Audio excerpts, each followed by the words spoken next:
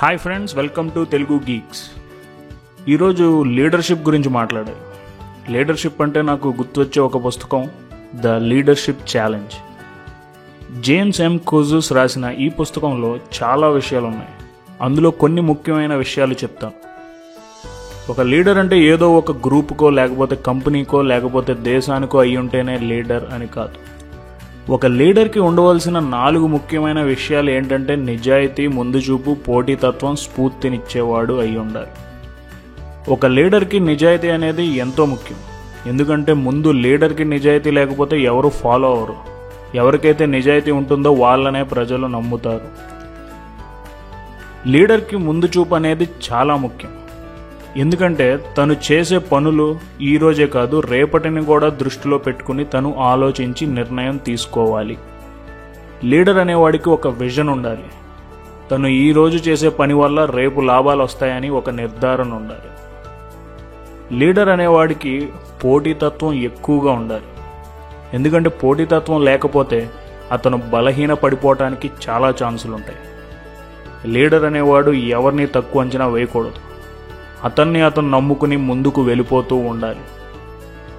Leader అనేవాడు తనతో ఉండేవాళ్ళకి, తన చుట్టూ ఉండేవాళ్ళకి ఎంతో స్ఫూర్తినిస్తూ అందరినీ ముందుకు తీసుకెళ్లేవాడై ఉండాలి.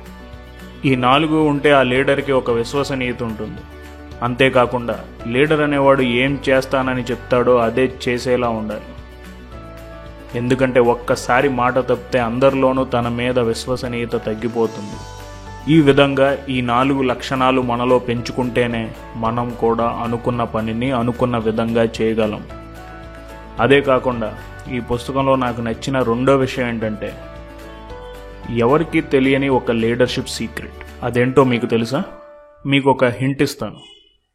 అది ఎల్తో మొదలై ఈతో ఎండ్ అవుతుంది. అదేమనుకుంటున్నారు?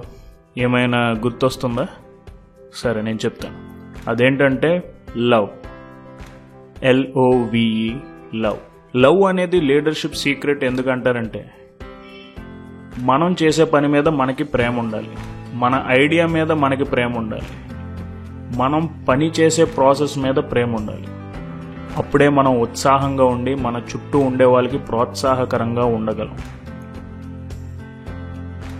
ఇలాంటి ఎన్నో విషయాలు the leadership challenge by James M Kouzes అనే పుస్తకంలో ఉన్నాయి.